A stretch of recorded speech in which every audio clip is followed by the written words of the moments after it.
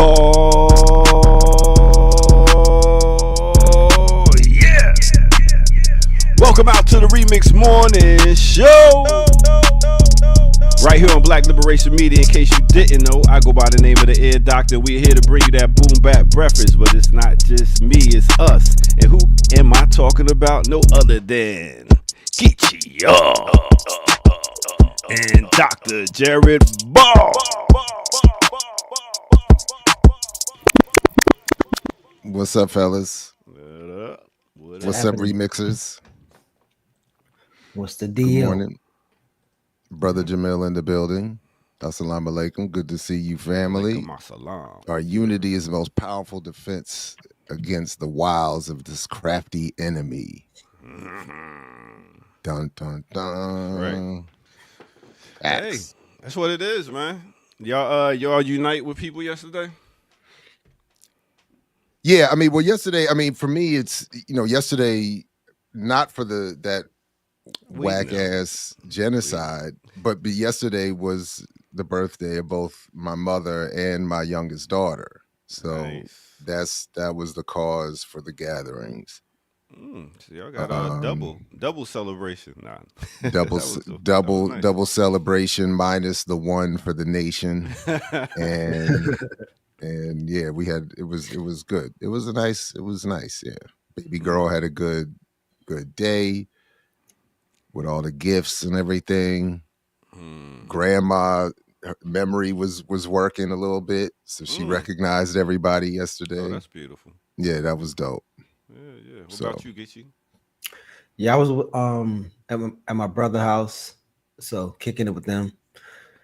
And I don't know. I actually was thinking earlier on the ride back from my brother's house about I guess we're like in different spaces, maybe like the radical spaces and whatever you want to call it. And there's like silos and cliques. And sometimes I guess it feel good to be around people who just like, I guess, fuck with you. So I don't know. Yeah, well, I guess no judgment, but it's almost like sometimes it's like I guess people who know you.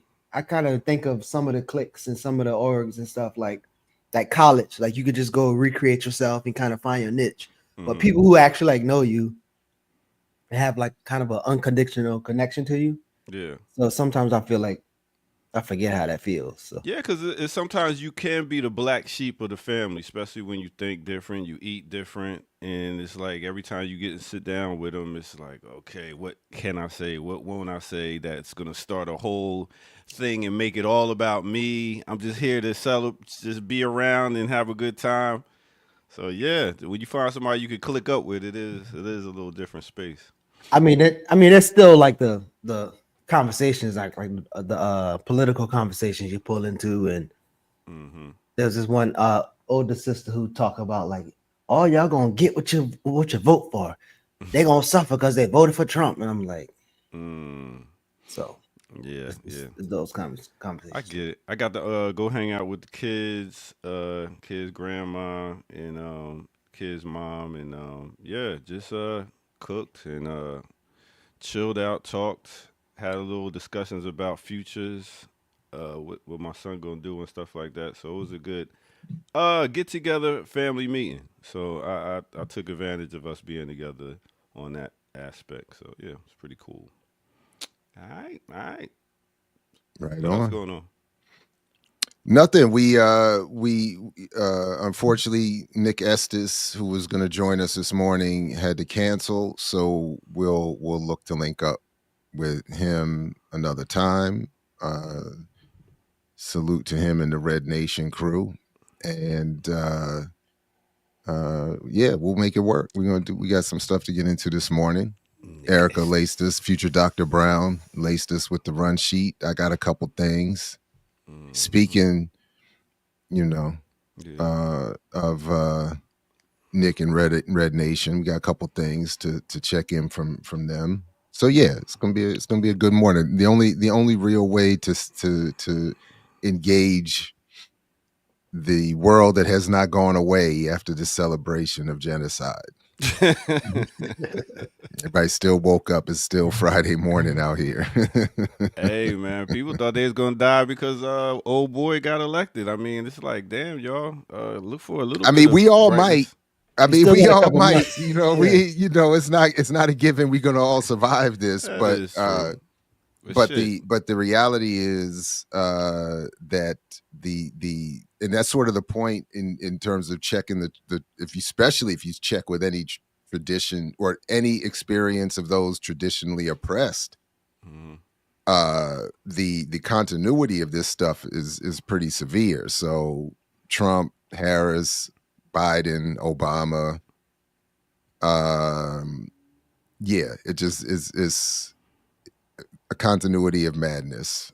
Yeah, I've always liked that article I read years ago from Engelhardt, The Cartography of Death. The title has always, and that's what he traced in that article.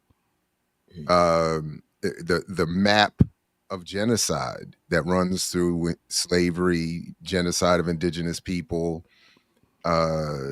Nazis. Like there's a map. And if we just extend that map to 2024, Okay. Big up to everybody that tuned in last night for the pop up. That Hillary, can't get rid of that Hillary. It's like a medical condition. I can't get rid of that Hillary Clinton.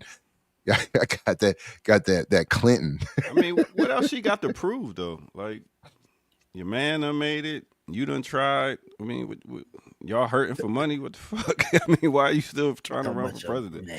Nah, there's some pride and colonizer rivalry. She's trying to. That's what that is.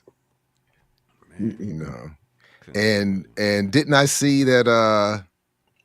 I didn't read through it, but there have at least been a couple headline arguments I've seen suggesting that Clinton's actually sabotaged, that the Clintons and Biden actually sabotaged Kamala. Oh, because they didn't want her to be. She wasn't in the fray. They blaming everybody. It's everybody's fault. The men, the women. Well, this argument seemed to suggest that they willfully sabotaged it so that she wouldn't win that, and that it maybe I don't know, I didn't read it, but maybe to preserve the hopeful legacy that Hillary wants to leave. She might still want one more. I don't know if that's what Chitty Macha was referencing, but she might want one more run. I mean, they all been friends for the longest. She a newcomer to the friendship of the Clintons, the Trumps, and all them. So, my prediction, and for what it's worth, is that we're never going to hear from Kamala again after January. I don't think so. I mean, she knows her place now. I bet we hear more from Hillary than we do from Kamala. I would take that. One of the articles that Erica laced us with talks about Shirley Chisholm, the holiday, and that kind of got me looking into the comparisons that people was trying to say that the two of them are, even though I guess both of them will land on I guess Democrats, but Shirley had more of a moments of I guess radical talks or some statements that one could conclude that she's more I guess left leaning than Kamala. But and then the argument that even the Black Caucus that she was a part of wasn't supporting her, and so that argument could have argued that because she was Black and was a woman was why she didn't get elected, versus with Kamala and her politics. So I was kind of like looking through that. So it'll be interesting for us to have that conversation in light of that picture that keep floating around of the black women watching the earth burn or on the planet burn because they done enough. So yeah, I think that's a fascinating argument. Even as I was talking yesterday to some of the elders who was at my brother's house, like the one of the older lady was like, we done did all our work, we done did enough. She was talking about like the struggles that it took for her to get a job, and the white people got her fired and all this other stuff, and she did her work. It's y'all turn now. I'm like, let me ask you this, Geechee. Who usually starts the conversations when it comes to political talk? And you too, Jared, when it comes to like what? So matter of fact, so yesterday I actually had a community movement builder's shirt on while I was but I was cooking. Yeah. And one of the young brothers was like, "Oh, I like that shirt." And then he stepped back, asking me questions, and I was just not trying to have the conversation. And he kind of like pulled me into it, and she chimed in a little bit. And then from there, we started talking. And they was talking about something about Project 2025. I was like, do you know like the role of a think tank and Heritage Foundation and the other ones? And they kind of write policy. Yeah. No, but I'm just saying, like they kept. I was like, she said something about Obama, and I was like, do you know the Heritage Foundation's connection to this so-called Obamacare? Oh, well, they just hate Obama, and I'm like, So I think they pulled me into it, and I was trying not to. I was trying not to say anything until I'm like, all right, man, I'm about to hear you. That's usually how it is, though. You be trying to chill and not say nothing, and here comes somebody like, but you wear the shirt, somebody gonna ask, like, what is that? No, I think they was gonna do that either way.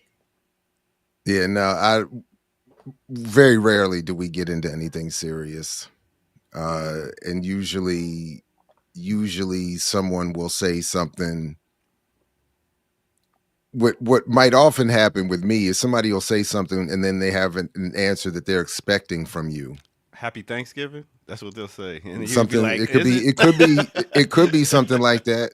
Because for a long time it would be, people be like Merry Christmas, and I'll be like Happy Winter Solstice to you too, and they'd be like, what that mean? Greet me back. Yeah. Why you disrespecting me with some witch thing or something, some like witches. And I'm like, and historically I was much more aggressive too, and but I ruined a number of relationships that way. So I've if anything, I've erred on the other side now. They'll say something wild, and I'll just be like, and maybe I might say something like, that's one way of looking at it, or some people might agree with you on that. But in general, people know, in a family, they know Jared is way off the plantation with his politics, and just be careful, so every once in a while at a bigger party, like somebody in the family, walk up and, so what you really think about? And I get like 90 seconds. Yeah. But it's rarely do we have, most recently it's been, like, inappropriate jokes will start something. Some of the elders, got some wild views on some things. And but it usually will be like somebody will say something wild, and then everybody else in the room is like, no, like like put that back in the bottle. Like, let's not do this right now. We're trying to enjoy our food. And that's another thing. Food always brings up conversation. As soon as they find out you don't eat what they eat, it's a wrap. You know what I'm saying? Then it goes into a whole nother direction. That's why I'd be like, listen, let me just eat my food. I got joked last night. There was somebody said something like, we're gonna eat grass just like Jared. Yeah. All he eats is grass. Yeah. I think over the years it's like even with the politics and food, it's been less antagonistic. So as things happen, people start to be more curious. So like I made like a pasta with like chanterelle mushrooms, oyster mushrooms, and lion's mane. And then I made like fried cauliflower and everybody was tasting it and everybody was enjoying it. So it's like they're more open to it, even the older people. And I guess it's the same thing with politics. Like they start to ask more questions because I guess some of the conversations like circle back around. And I think even my approach is normally asking them questions that I often know that they don't know the answer to. So when they start talking about some shit, I ask them a question. I ask them where they get that information from. They kind of fumble, and then I share with them where they got the information from, and it's kind of like you set them up to wet them up, huh? I don't know about that part. You set them up. You set them up. You set them up to wet them up. You ask a certain question, and you know they don't know the answer, and then blah blah blah blah blah. Phrasing. Pretty much. We'll never grow up. We're Toys R Us kids. How about you? What you be doing when your peoples be kicking that whack shit? The food thing? Oh man, or politics or like food or pretty much it's begin with the food thing and the fact that I don't go to church, and I come from a family that, you know, my uncle was a pastor and had a church and everything. So that's going because the thing is, a lot of my relatives are passed away. So I don't have any aunts, I don't have any uncles, parents, none of that. So it's to the point where I don't even have to have these discussions anymore. Everybody know who I am. They know how I roll. But I just could imagine still if they was around and I had to go to another state and sit there at the table and then just be questioned because you're entertainment. You're there entertainment for a while. Like, okay, what else is there to talk about? Let's talk about this motherfucker coming up here with some radishes and fried okra. That sounds good though. I'm with Chitty Macho on that one. That fried cauliflower joint sounds great. Yeah. I think I've even had it before. They got it at Buffalo Wild Wings. They do the fried cauliflower. Oh, really? That's right. Yeah. I think I perfected it at this point though. Oh wow, here we go. I'm pretty sure. I'm sure, man. I'm sure. I mean, show and prove. That's how we do it. You know what I mean? You can't just talk about it. Run it back. Let's run it back. You over here talking trash on the internet. Hey, got no evidence. There's no evidence. Bro. We do methodology around here. That's right. It's all about the methodology, baby. Ask about my skills, bro. All right. Matter of fact, I smoke it ass. Charleston whoa! You smoke ass? What you saying? Wait, what? So listen, I smoke the cauliflower. I smoke it before I bread it and fry it. So it should be banging, bro. Should happen. My girl Glorilla said, "I'm confused." What are you talking about? Oh, we have started off. God damn. Welcome out, y'all. This is the Remix Morning Show. We're doing it up right here on the Friday. It is November the 29th. We are almost in the year of 2025. It's almost December, y'all. So, yeah, that's what it is. Fries, zucchini fries. I don't think I've done that. What? Oh, Jared, you are missing out. Yeah, I've had that. I mean, you could damn near fry anything, right? Fried tomatoes, zucchini, okra, and it all tastes good. Shit, it's all about the seasoning on how you season it and how the season is on what you frying it in.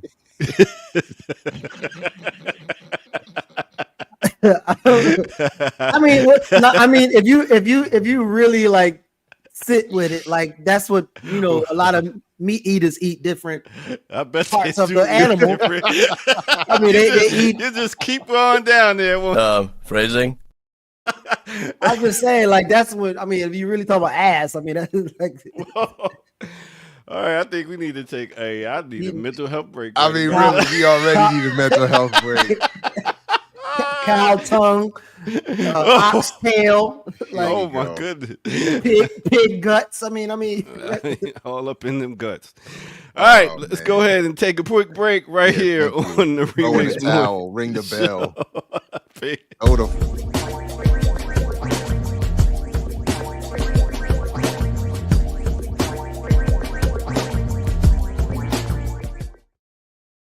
All right, y'all. It's time for a remix on the remix. You know how we do. They get off on holding folks hostage. They good for casing malls and leaving broken glass where you are. Them 2-inch white walls that was lit by the cat eyes. Fools called triggers fucking long. Zone 3. Deep coverage, man, under. We used to break doing 83. 2 live dropped and we was sweating. They don't fight with this. They bring their piss, pack everybody down before they leave. People don't dance no more. All they do is this. All they do is this. All they do is this. People don't dance no more. All they do is this. All they do is this. All they do is this. All right, let me take you to a time and place. Let me take you back to 1998. We talking about the Goody Mob off their album Still Standing. The name of this song is They Don't Dance No More. All they do is this. Mixed with a little bit of 2010 with Usher off his album Raymond vs. Raymond. The name of this song is There Goes My Baby. Yeah, go ahead and hit that like button. Subscribe if you're new to the channel. Go to patreon.com, become a member over there. Get footage that's rare. And also, as you can see, go to the bottom of the screen, blkliberationmedia.org. Go there and donate while we are demonetized forever. Forever? Forever. Ever. Ever. Ever. So with that said, go ahead and do that and show your love. And let's keep this thing moving. All right, let's get back to the crew. You know how we do.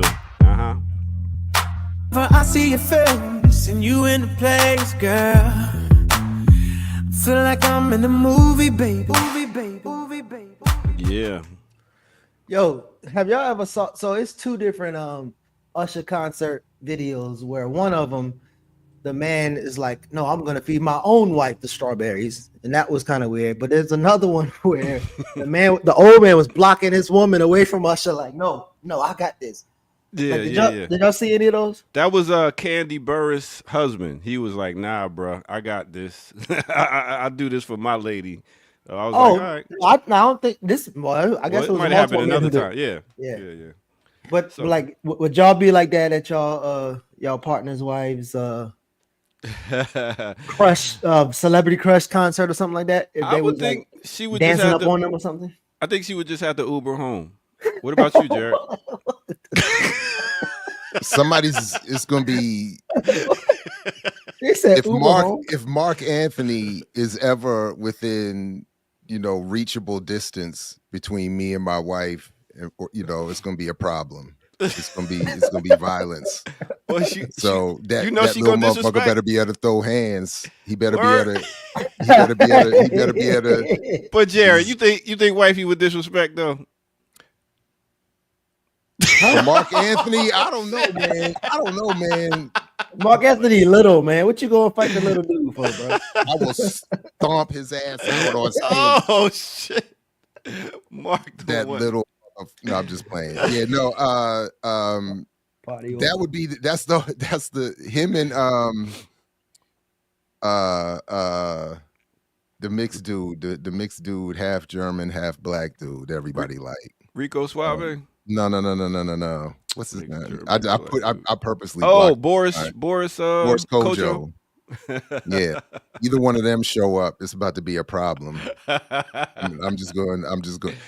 No, but I'm more like that. If historically I have ever always been like that. If you really feel like it's like that, then I just quietly dip. It's all good. I don't need to make a scene, but we ain't it's definitely riding home separately. Yeah, you catching the Uber. But I've had the privilege of watching this wannabe Playboy former Howard University professor in the spot try to holler at my wife when he didn't know what was up.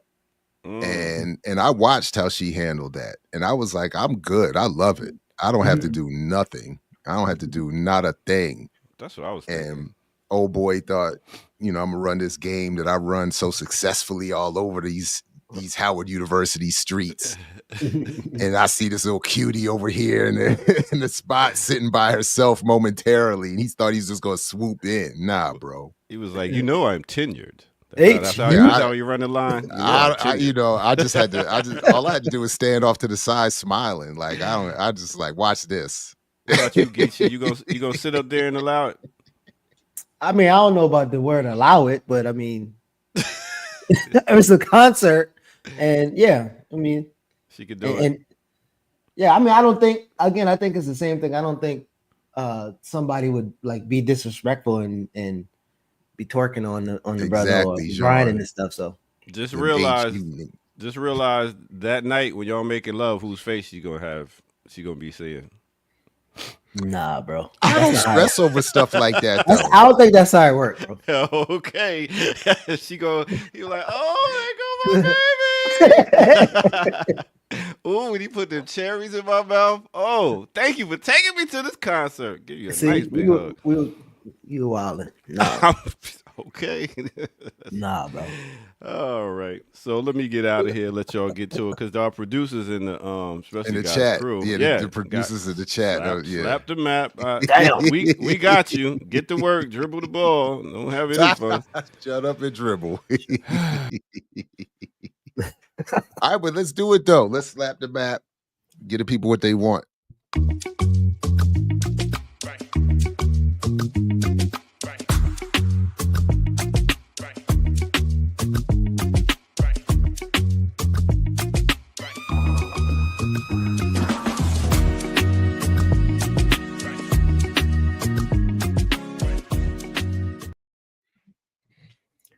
All right, everybody. Welcome back to the Remix Morning Show. Black Liberation Media, Geechee Yaw, Jared Ball, Ear Doctor, Future Dr. Brown on the run sheet, remixers in the chat, producing, running things as usual. 100% correct all the time, undefeated. Just one quick story to start off with. And I always feel a kind of way about these, but gotta support the call. This is a call the PSL are putting out.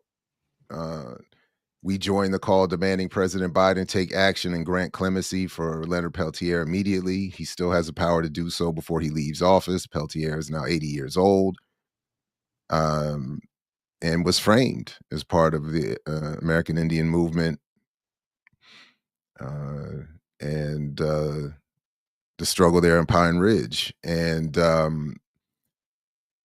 as we've talked about here before, if you go back and just review the case, whether it's his co-defendants being exonerated or found not guilty through lack of evidence, whether it's the evidence that suggests the FBI doesn't even know who actually killed their officers that day, but chose one to punish, huh? I said, do they ever? Yeah.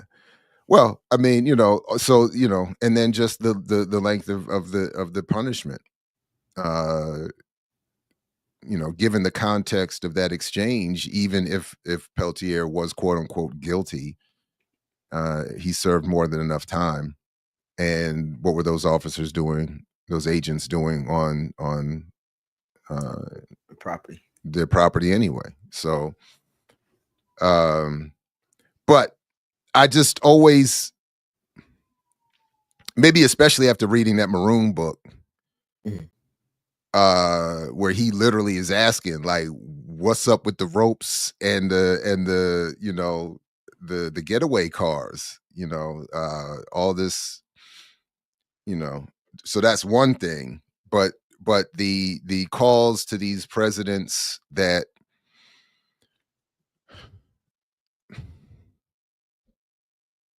just not likely to do it.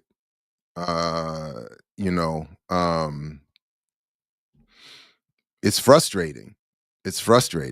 But yeah, Biden should absolutely do it on his way out and call it a day. And maybe that would set up some goodwill for his party to win next time. But it's just not.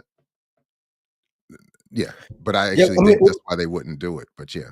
What do you think? I guess from this part of the political power or influence, like what is the alternative? And then other than alternative, like in our current condition, like what do you think these things are doing, or like the use of, like, is it a form of like political education, or like what exactly is it? Especially as you said, like, I don't even think Biden would see it, or anybody in that camp would see it. I honestly don't know.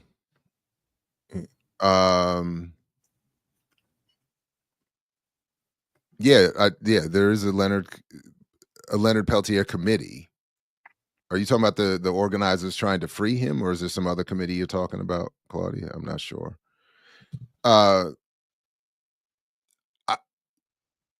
Yes, on the one hand, yes, these are tactics to raise awareness. I don't.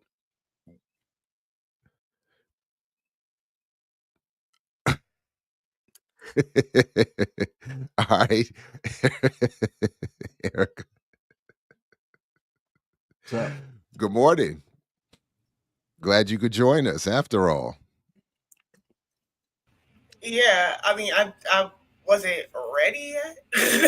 Oh, my bad. Okay, my bad. oh, I mean, initially you said you weren't coming at all, and then you showed up on camera. No, I don't know. I Go was ahead. listening Go ahead. Yeah, go ahead. send that message. Like, does it work? Because it seems a little dark. But I have my light on. oh yeah, no. Hello, good morning. Yeah. What's up? What's up? Good morning.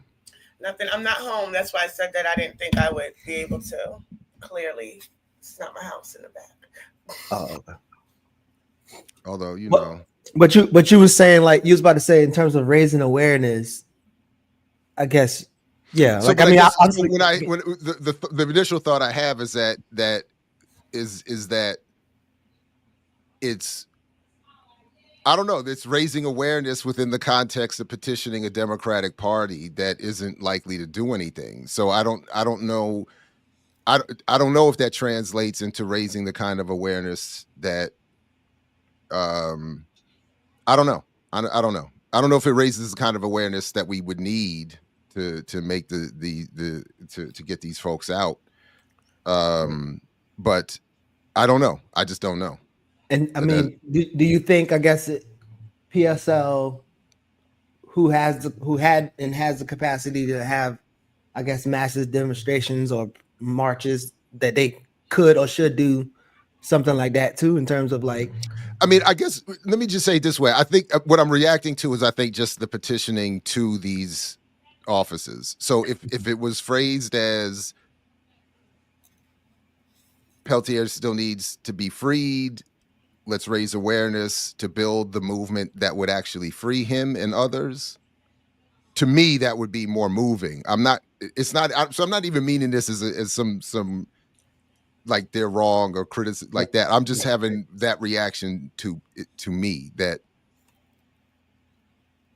I don't know, the vibe I'm feeling, at least this morning, is the appeal I would want to make to Biden and the like is a different kind of appeal. Well, So- so is that Go a ahead. PSL petition or is that just in general? Because there's a Actually, I'm not. I thought it was a PSL petition. I'll double yeah, it check. looked like a PSL. committee. So is that coming from the committee or is that something that PSL is raising? This is Also, from like, the PSL, yeah. Also, Oscar Lopez Rivera, right? That was a clemency call. The last minute, he was on the list. Obama let him out. I don't think anybody at the time thought that was actually going to be a possibility, but it happened. Good So I point. don't want to completely concede to the idea that it won't work, but I think that it speaks to that meme. There's a meme. I don't know if you've seen, like, every year for New Year's, that black lady, she's leaving something behind and she's stepping into her future. Oh yeah. And they had the meme that says, like, she's stepping into riots and she's leaving behind petitions and voting and all this other shit. And I'm like, Yeah. Oh, I did see that. right. Because I get Yeah. it, but then also it's like, but y'all haven't actually exhausted these possibilities. Like, I think people think by the time these petitions get to people, like on a mass scale, like I'm thinking about the most recent execution and how people are like, see, these things don't work. But it's like you literally just jumped in at the very last second for this call, right? It wasn't like you were part of this campaign the whole time and then it didn't work. So people haven't really actually exhausted these other tools and avenues. It's just that by the time they step in to use it and then it doesn't work, it kind of gives into that bias. Like, see, it was never the system, but also it's like you haven't actually used it. Because to the point, I remember when Hiram was on here, we talked about Puerto Rico and he mentioned Oscar, right? Oscar was supposed to have been out with the others and he would not take that deal. So it did seem like he might not come out, but they still pushed for clemency and they actually made it happen. So Biden could, or he might not, but it is still I think it's still a viable possibility. But I think to like the people who I think kind of make critical, because I think there's criticisms to be had around these systems and the way, but I think much of that comes out of we haven't actually exhausted the ways or haven't been as strategic as we could be about the ways that we're using these tools, so that when it comes up to these kind of last moment Hail Marys, that's what we are left with, these kind of last moment Hail Marys that may or may not work. Yeah, no doubt. And you know, you raised a really good point about Lopez Rivera, no doubt. And I support it. You know, I mean, I'm with it. Biden, let him out. You know what I mean? Right. Kamal Siddiqui and the rest of them too. But it's just a reaction. I admit a reaction. That's just. Yeah.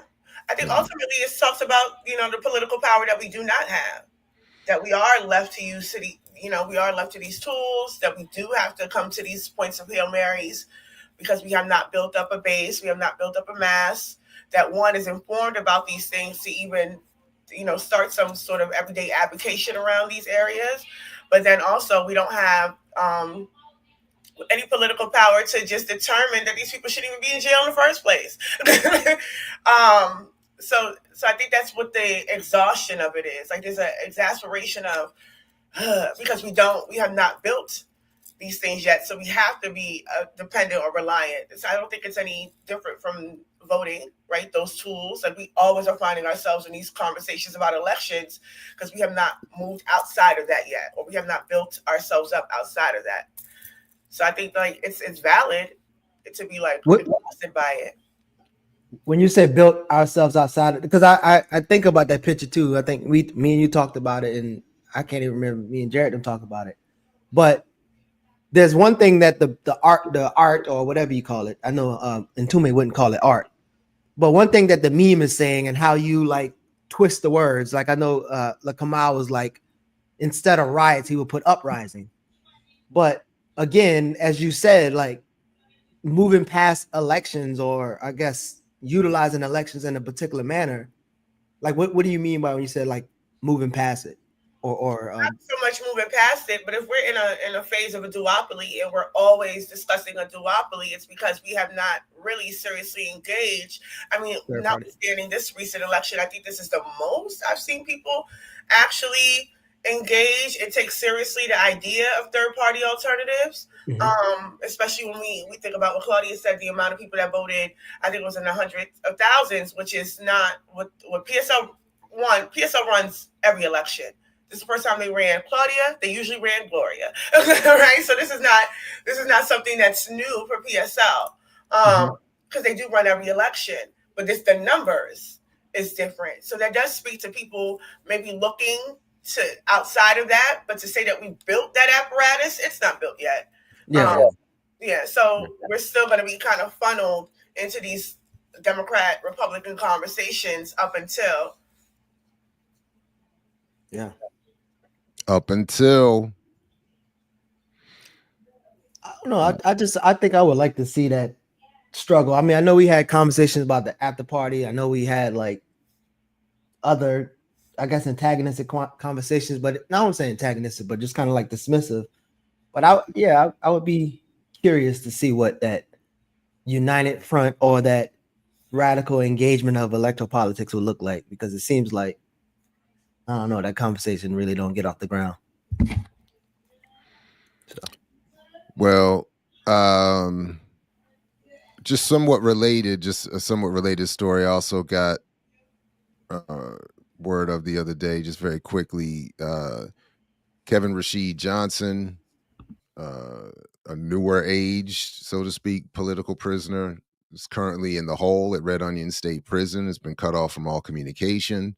The only way he's been able to phone is by using without using his last name, Thanksgiving call, special Thanksgiving Day call given to prisoners. He's being punished for his exposés on the extreme brutality of racist guards and of desperate measures of self-immolation, which is a story covered recently by Al Jazeera. Prisoners apparently have been setting themselves alight more and more often throughout the prison system as a protest method against what is happening. For those interested in following up, really you should just go to rashidmod.com to get some of this contact information for reaching out to his jailers.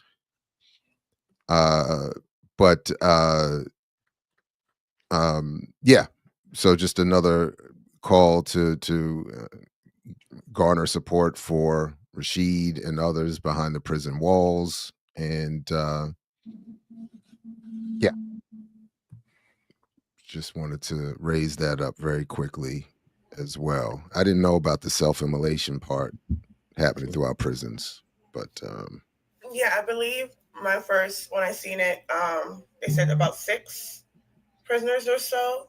So what my question though is, there has been no response from the prison, right? Is that what we're deducing, that the prison has not made any statements? As far as I'm aware, yeah, they haven't correct. confirmed or denied that any of this has taken place. So I think my interest is, like, how do we become, like, outside of Rashid? If Rashid is the only person able to talk about this and he's under solitary confinement, and if it's the case that he's no longer able to communicate, then it all happens in the dark. Like, what is the process of getting people into that state prison to observe? Like, is that even something that folks are talking about? Like, having outside observers come in and check? Like, I know in terms of, like, when Keith had that medical issue, and that was all the way in Cumberland, deep as shit. Like, they had to let somebody come in. They had to let at least a wife, right? See. So, like, in terms of these people, families, because I don't think they released any names. I don't think there's been any, like, I just think there's been a count for prisoners, but I am interested in what happens now that people are aware. Is it just becomes, 6 people have self-immolated in this prison, and then we okay, thanks. Or is there like a call of action or something that's being asked, or is this like something to be people make aware of conditions in prison in general? So this story says that the DOC director in Virginia said Chadwick Dotson, who the Rashid Johnson folks are asking us to write to, has confirmed that 6 people had burned themselves by using improvised devices that were created by tampering with electrical outlets. But other than us being encouraged to contact prison officials, this is, for me, relatively, basically brand new news. So, other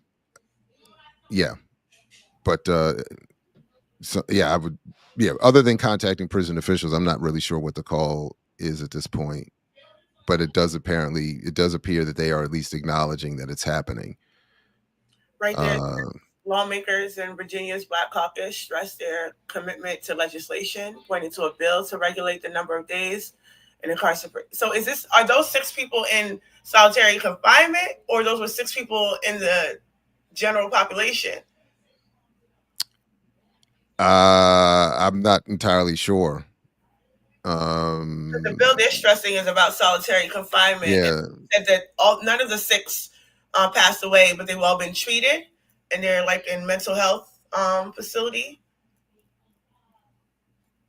Yeah,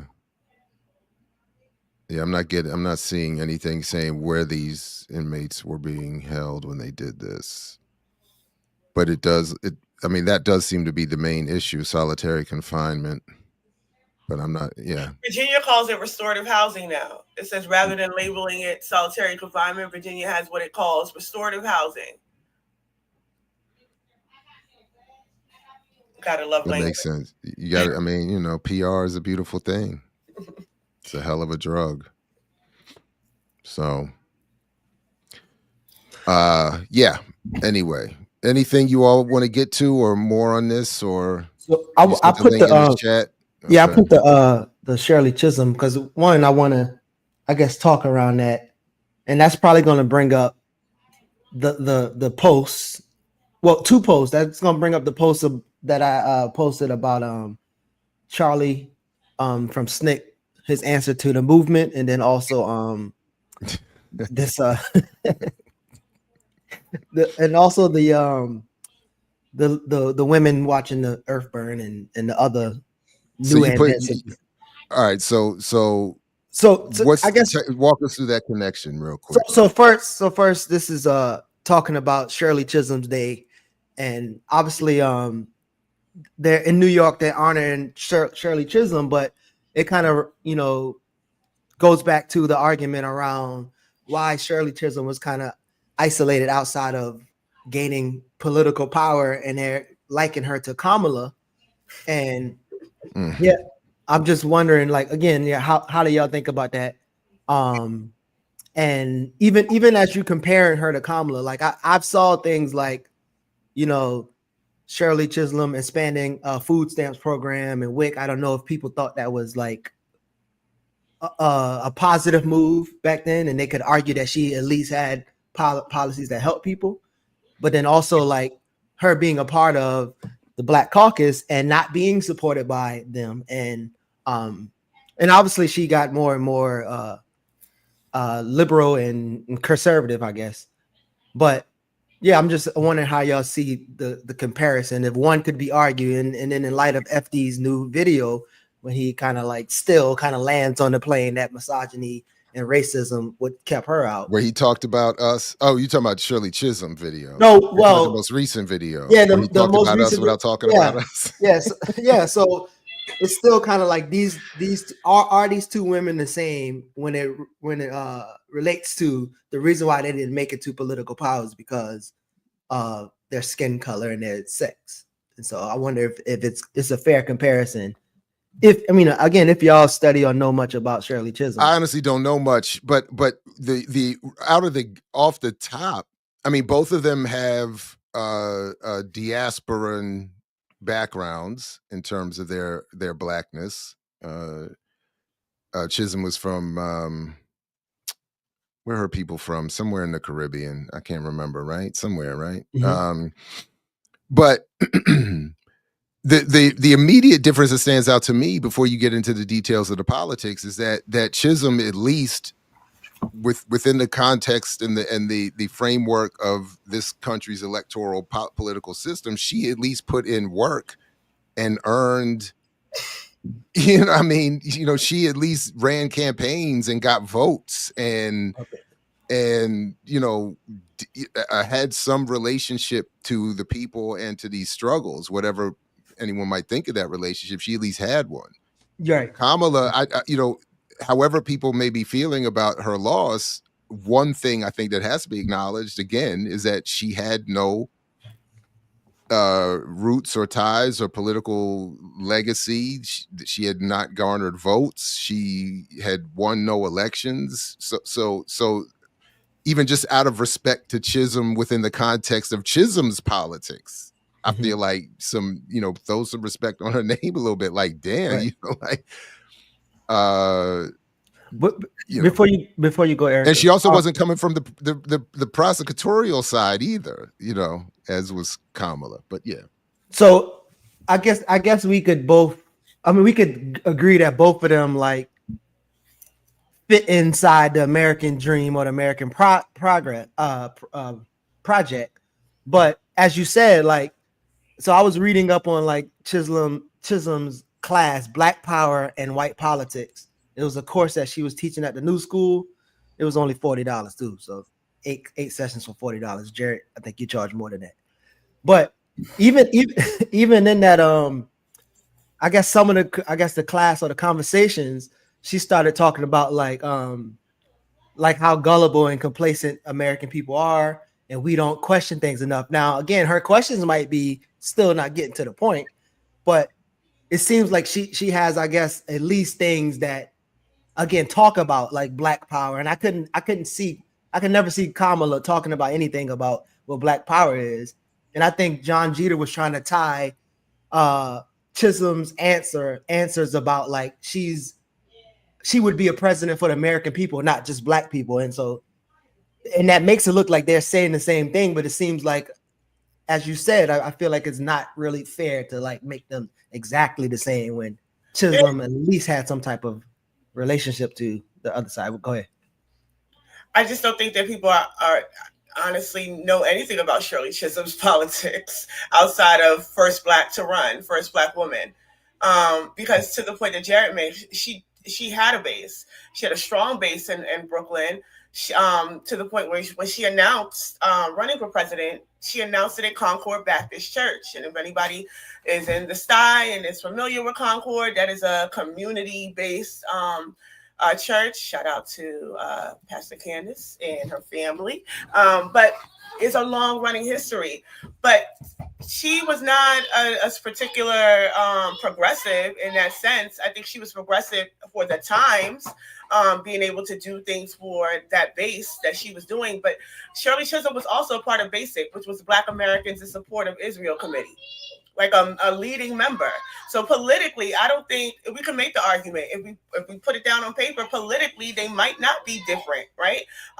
Even if to the point that you're saying that Shirley Chisholm would say in that class that people like there's people don't question enough. She certainly didn't question BASIC, right? It made sense to her. So there are things that I think. Hold on, Pa. There are things that I think.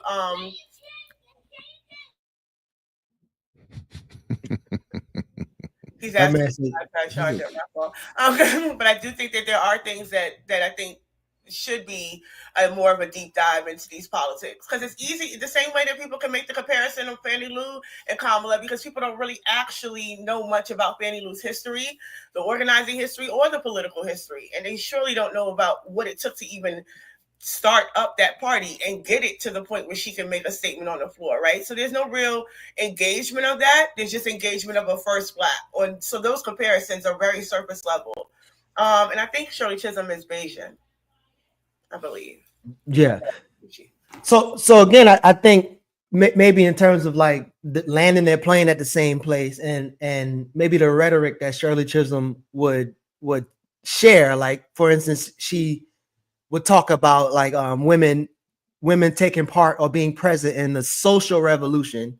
And again, that kind of leads to the question about the movement, like what she think the movement is. And I just shared a link with Charlie from Charlie Cobb from SNCC, which Erica asked a funny question, like how long they gonna be students.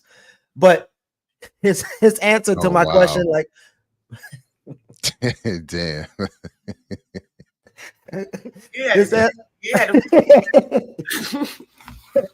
His answer to my question about the movement, because he kept saying the movement. And so we're at Morehouse. We're at Morehouse, and so they should be what, PhDs for nonviolence? Well, Jared, there's a lot of people still riding that student nonviolence. Erica she don't play nice in these spaces, so she would have got the mic and said, "Well, how long y'all gonna be students?" Like the shit. That joke started to creep on me like good weed. That's funny. But that was funny. So I asked this question because they said movement a bunch of times, and it was different way. At one point, they was talking about how Ella Baker used to move in spaces, and she used to let the young people struggle through ideas, and when they get off course, she'll come back in and ask them a question to bring them back on course. And again, the people that came from Ella Baker, but I was hearing these things and I'm like, okay, y'all keep saying a movement. We have the Clark people in here, Clark Atlanta, we got Morehouse, we have Spelman, and I'm pretty sure these young people probably couldn't like define the movement. So I was like, can you share us what the movement is? And then you'll hear Charlie's answer, and even Hassan's answer it was a little better than Charlie's, but it's still kind of like land at proximity to whiteness was technically the movement. But you can go ahead and click that. So a quick question in terms of education. So we in Gullah we'll say the Bakr Bali Madat both, meaning the white colonizer doesn't like both. They don't like integration, and it sure as hell don't like revolution. So when you talk about the movement, can you explain what the movement is? Because I want to say this because when Bill Clinton was at John Lewis's funeral, he made a little slide to Kwame Ture, Stokely Carmichael, and he said the movement was going closer to Ture, and we moved it back to John Lewis. So there's a distinction between some people that grew up in SNCC, and not all of them probably followed Ella Baker's line or her intended line. So could you please explain what you would say the movement is? Because I heard that word a couple of times, but I'm not sure everybody would agree with what the movement is. And use the mic.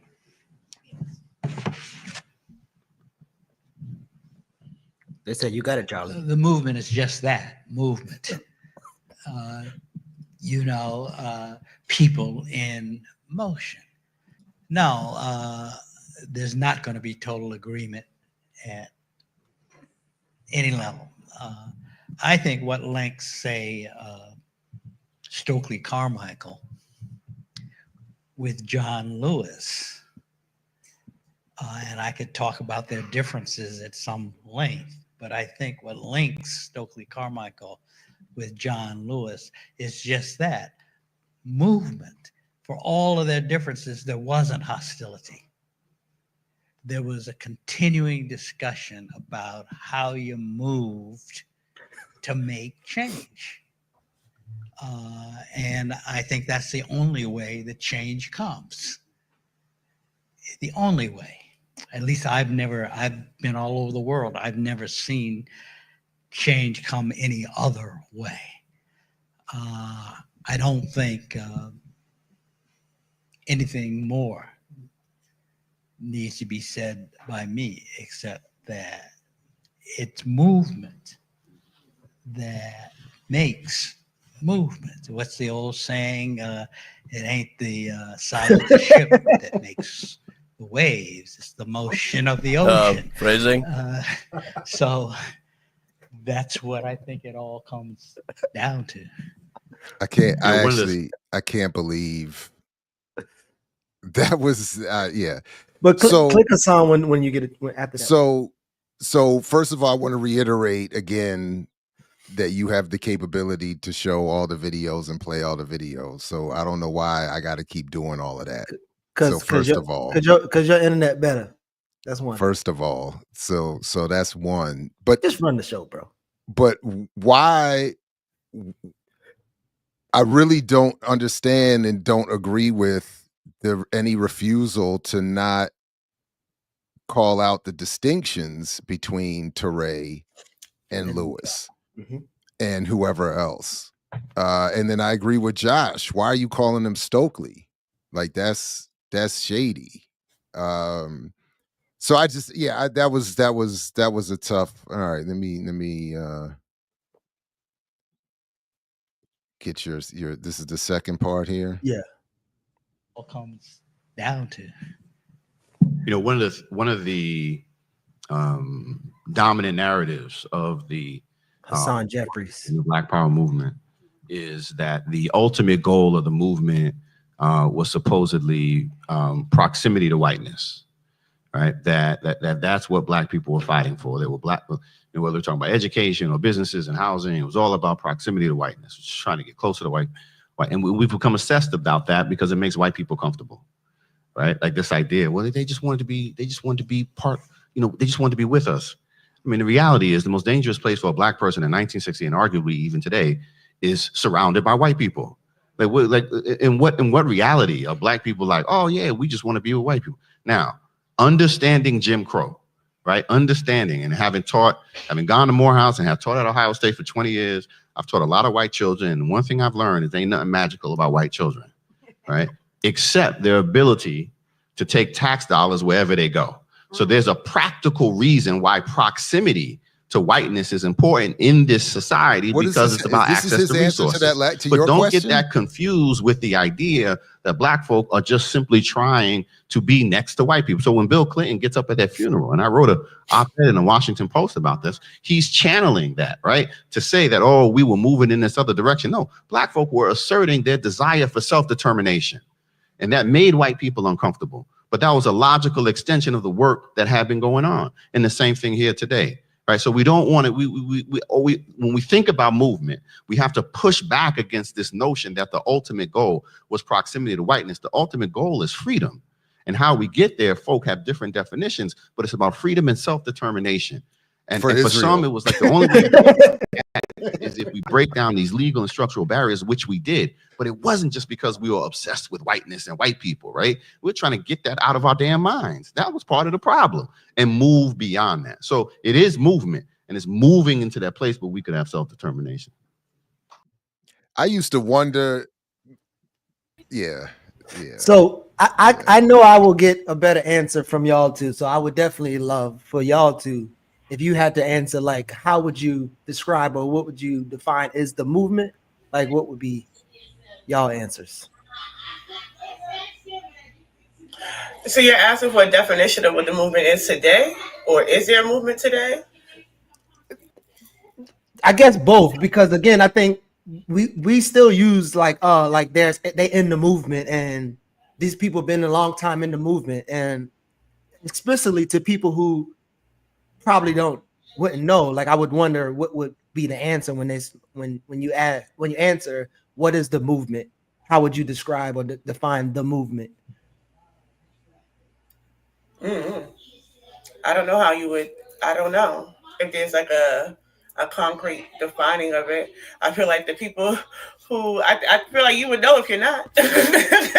You would definitely know if you're not, and I think there's ways that you know if you are.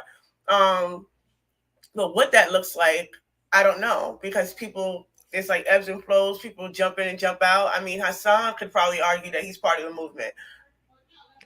To what extent? So I don't know if this has been anything concrete. I think that there are continuing efforts that people have been able to plug in and help sustain. And even to the point of this United Front conversation, this is something that has been a discussion, right? It's not something new. And I think on Kwame Ture's, like, his last request was that we get our shit together and unify and come into some unity and build that sort of broader base of African organizations. So in terms of seeing that continue or seeing those conversations carry on, or even in terms of like how we talk about the continuation of a Black radical tradition, I think in that sense, that's the movement, continuing these kind of traditions and these kind of ideological, I guess, frameworks that point us in a particular direction. But to say that there is like a movement itself, I don't know what that would look like. I don't know if that's an actual thing. I think the terminology is dependent upon the work that's occurring or being continued from then till now, or like that trajectory of work, but not so much like the space. Yeah. So I had it, and so even last night, again, talking with the elders, when they talked about the movement, they talk about Al Sharpton, and the young people should be continuing what Al Sharpton did, which sound like Cobb would probably say was accurate. But I wonder if we could. So, for instance, if there's the white power structure, which is thriving in capitalism and imperialism, would the movement be housed in a confrontational response or approach to the white status quo or the white power structure, as opposed to non-confrontational things? So, for instance, like people who are starting Black businesses, I'm hearing feedback, and circulating the Black dollar, they can also think that they're in the movement. So, is it a way for us to be like, clearly, like this is housed in the movement, and this is actually counterproductive or not really the movement? So, I don't know what you think, Jared. You're on mute, Jared. Oh, I was over there muting Erica to stop the feedback and muting myself too. So Look, I don't know. So I'll answer the way I would have preferred that Cobb and Jeffries answer the question, which is, even if you don't want to reveal your own politics, or even if you just want to be fair in terms of a public discussion to the history of these politics, you could just sit there and talk a little bit about, even respectfully, the differences of approach between Lewis and Touré. You could just say, for instance, as we've a version of it here, the movement has been broadly defined and broadly engaged. And for some, the movement has meant mainstream electoral political politics. For others, it meant grassroots organization and movements to liberate the continent of Africa.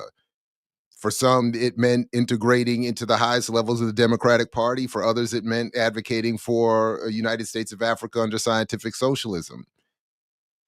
I mean, they could have done it that way. Cobb could have even answered it in the context of his own work and said for some that meant marching and filling out petitions, and for some it meant armed self-defense, armed struggle, or both, or a combination. So that I would have thought would have been a more fruitful way of answering the question, and also in drawing some of the distinctions that we try to deal with around here. And why I'm myself struggling to answer the question, because again, as has been said, movement is easily redefined and rebranded into any number of different things.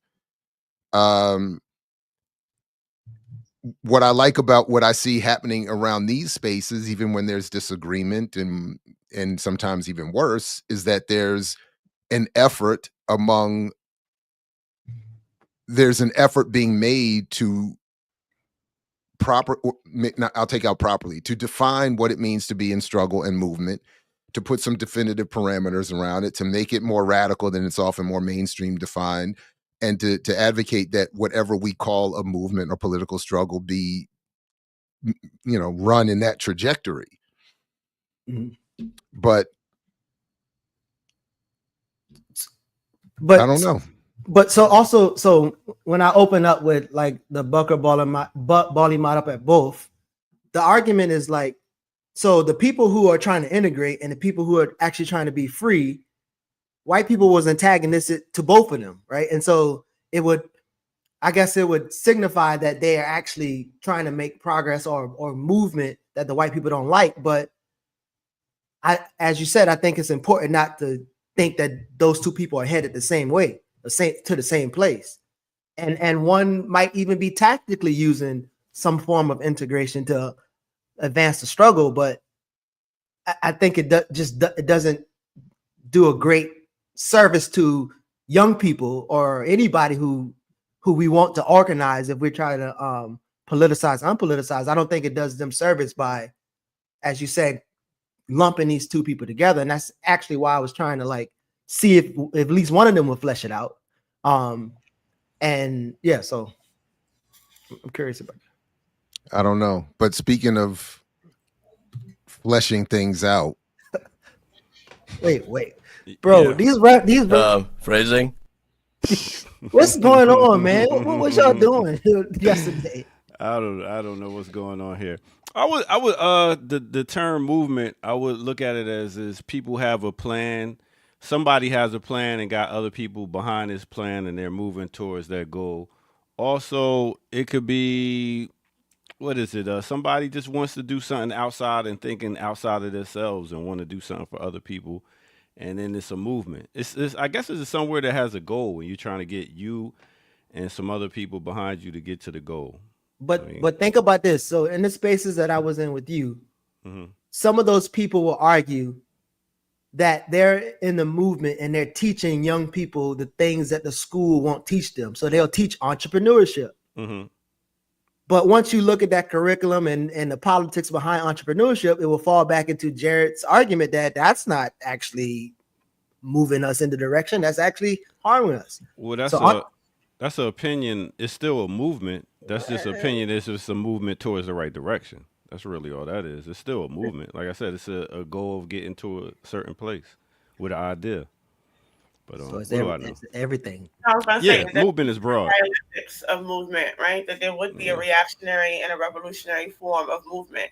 Mm-hmm. So even if we can argue that that's not ultimately the more revolutionary, it's still movement. And I think also that's what's being said, that it would have dialectically, it would have a reformist or reactionary version and a revolutionary version. And I think somebody said that in the chat, where you could see that with CORE and SNCC, and then the Deacons of Defense, right? How some people took up armed struggle, and then some people went the route of let's see how far we can advance a political party. And so there was different sort of areas, right? And there was people at the time saying, let's do Black business. This is the way forward. So I think the movement itself is just that there's a constant moving, but it could look like anything. I think ultimately is what's being said. Like dialectically, it can take on either form. Yeah, and to Josh's point, he says, but people don't say movement; they say the movement or the movement.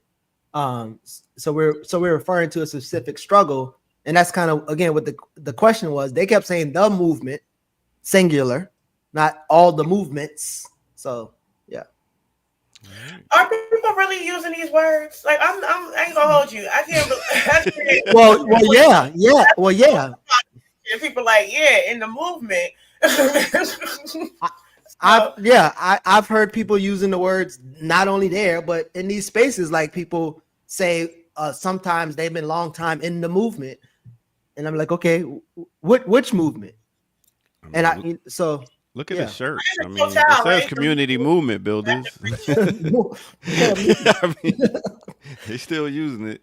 And the movement is to get the community to be aware. So the goal is to bring forth awareness to the community. All right. So with that said, let's go ahead and take Is that on their website? That's their mission statement. Is he reading that from the website? Did you just make Would that Kamal co-sign that? No, I didn't even hear what he said, but no. Oh, bringing awareness to the community. I would think that's what community movement builders are doing. I mean, Kamal scrambling for his laptop right now. There is some political education involved, but nah. But yeah, I mean, go ahead, spin your records. Let's go. Oh man! Whoa! I thought you was coming for the break. My bad. I ain't want to hold up the break. I am, but the shot on the way out is caught. I caught it. You know what I'm saying? And I ain't going yet. So, I mean, I would think that, and I was just thinking. I was watching Abbott Elementary the other day, and it was about the fact that they wanted to bring in gentrification. And I was thinking about how, you got certain businesses that's been in the community for a while and everything, and they might not be serving like the healthiest food and this, that, and the third, and they was trying to bring in a smoothie place. And I was like, damn. And a lot of people was like, damn, smoothies would be much more healthier and this, that, and the third. But a lot of people ain't going to be able to afford it, this, that, and the third, and then the old people going to get out. But I was like, gentrification is a funny thing on both sides. Wait, there's two sides of gentrification. It's two sides of gentrification. Yeah. Well, you talking about blockbusting? No, I'm talking about wishing that the community did have more healthier. We always say we go to a certain community and it's a food desert. So I would hope that certain communities would. I don't know. I couldn't hear you while you was talking over me. What'd you say? Yeah, I said food apartheid. Wait, it sounded like you about to say we should gentrify our own block. Is that where you? Nah, I didn't even go there. I was just saying there's two sides to gentrification. I think we should look at. That's all. Oh. All right, let's go ahead and take a break right here on No Other Than the Remix Morning Show. We can get back to it after this break. For Shirley Chisholm. Reagan is the pres, but I voted for Shirley Chisholm. Reagan is the pres, but I voted for Shirley Chisholm. Reagan is the.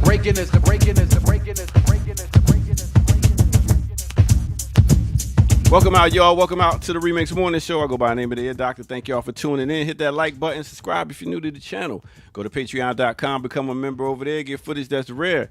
And also go to the bottom of the screen. If you haven't seen, go to blkliberationmedia.org and donate there.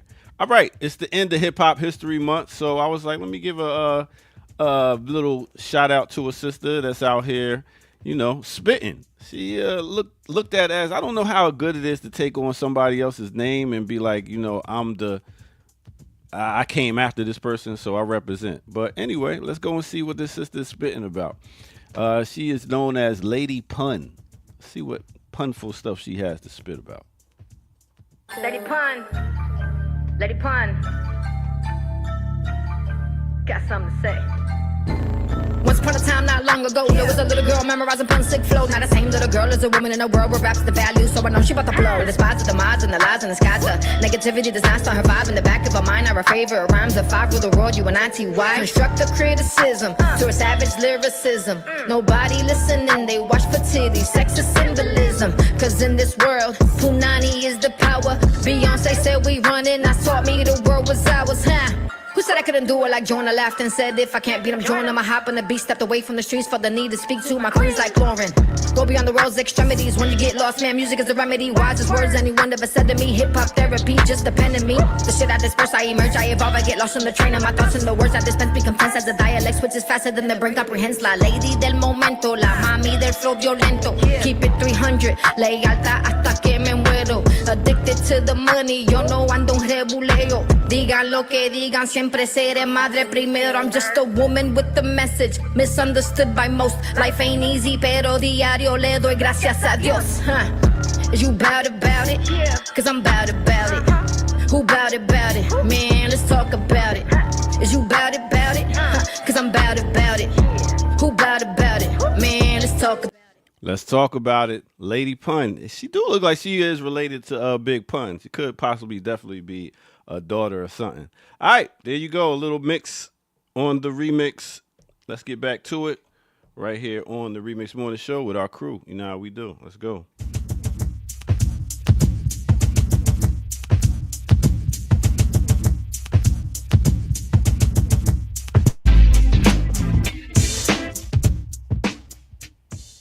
Yeah. I wasn't listening because I was too busy trying to figure out what projects that was. Oh, word. I'm like, that looked like over there by Thompson, but that could be the Bronx too. Yeah, I'm trying to get on the side streets. It do look like the Bronx. Yeah. So yeah, I definitely think she might be related to something. She was spitting that twins rap. Yeah, big up to the sister spitting. Real bars. All right. Bars. So I will stage left even over stage left. Yeah. No, tell us about them two sides. My bad. Tell us about the two sides of the It's two sides. Nah, I mean it's ways of looking at. Yeah, I get it. For both sides, for both sides, I'm like, damn. I wish there were certain ways that we can bring healthier places into certain communities without taking people out of the communities and displacing them. But the problem that so I love Abbott Elementary, and Cheryl Lee Ralph. Been a top 5 crush for my entire life. And the fact that she and this white girl were on that sitcom as waitresses back in the day. Oh, damn. In my childhood is fascinating to see. I do think the show literally makes me laugh out loud, actually. Mm-hmm. But that I did see that episode, and that was one of the things that always is like a stark reminder of how liberal and often whack these shows ultimately are with their politics. So, I mean, of the many questions that I would have had for that episode is well, what is the true nature behind, for instance, what is the true nature behind the business that prevents us having, or that would prevent that community from having a healthy food option that doesn't remove existing businesses? In other words, why does the healthy option have to require a removal of an existing local business? So that was just one question. How, for instance, even the politics of the capitalist takeover of everything from green energy to what was Van Jones saying years ago, the eco-capitalism, to capitalism saying, oh, people want healthy options, we got you, we'll take that over too. Oh, people want cannabis, oh, we'll take that over too, we got you. And in everywhere we turn, the same forms of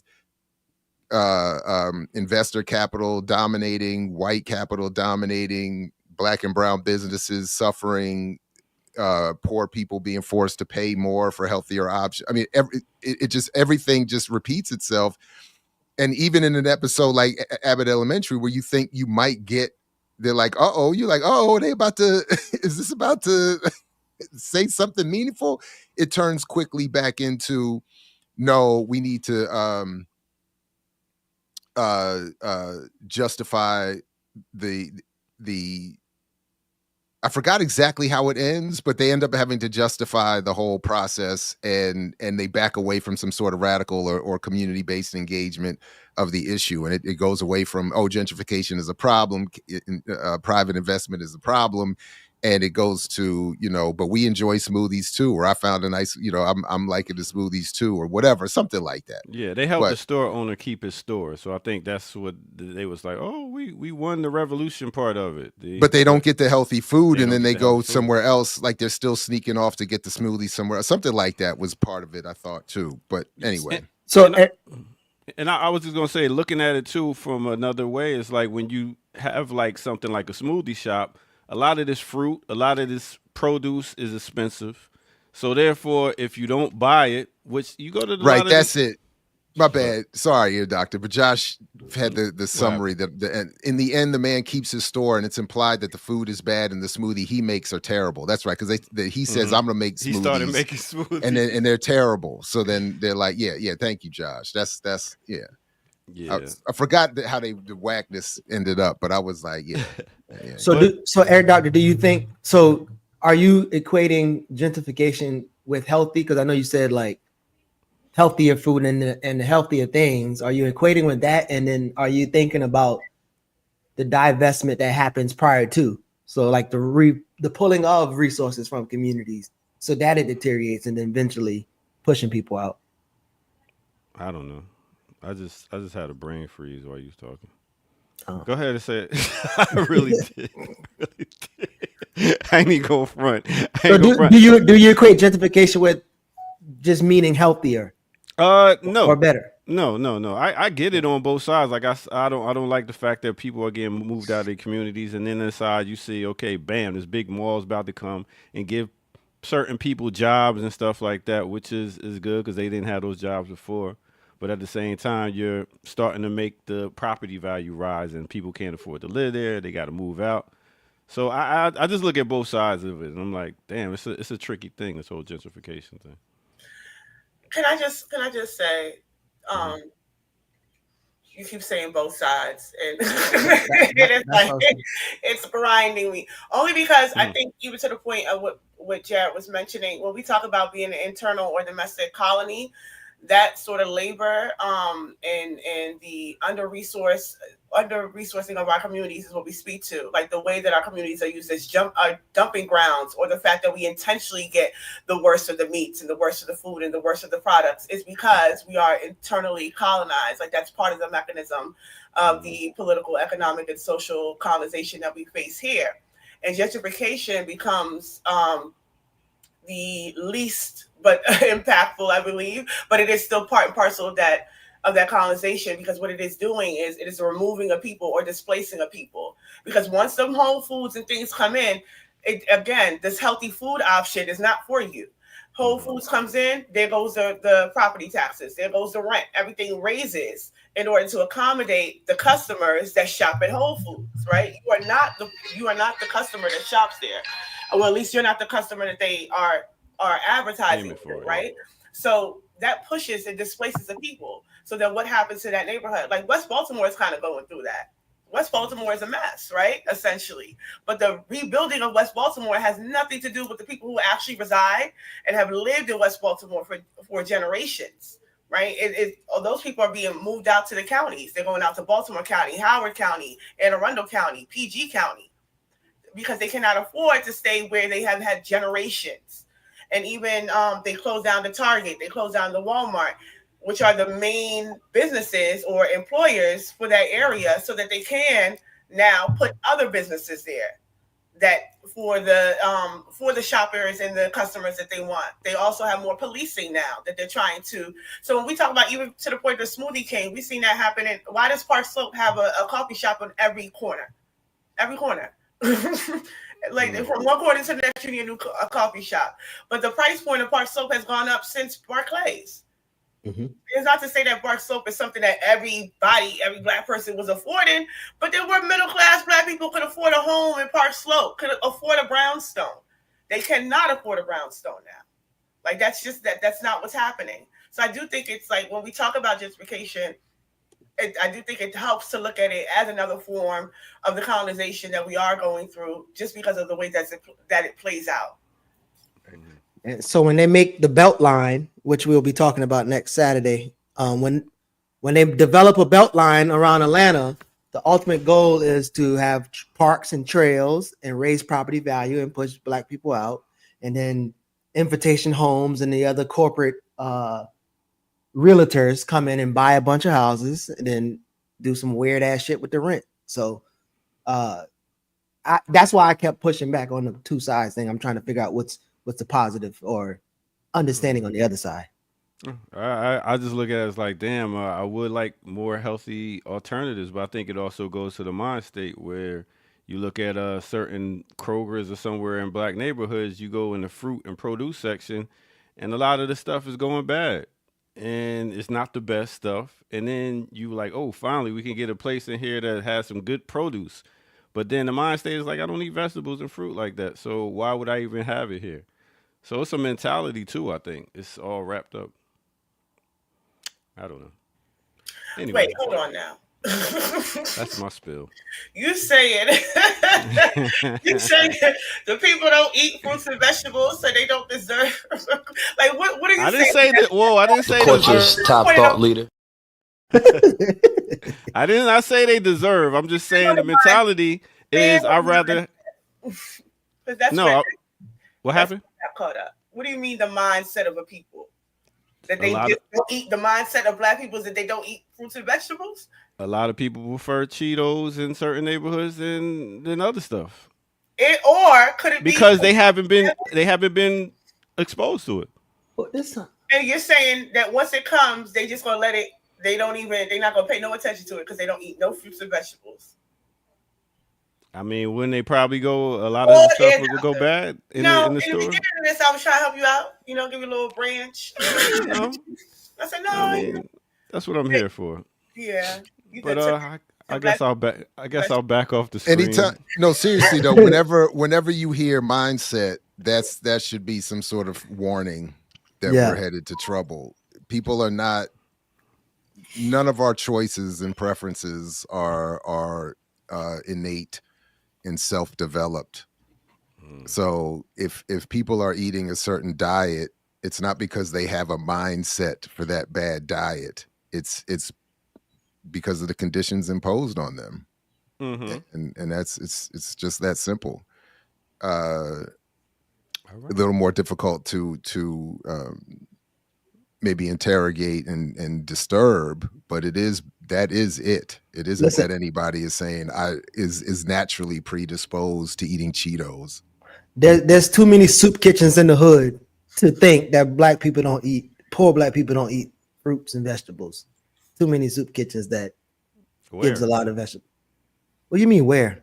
Whether soup kitchens or food bank. I mean, we give out multiple different locations of food here, and even in Baltimore, we was giving out fresh fruits and vegetables, and the people eat fruits and vegetables. The movement was.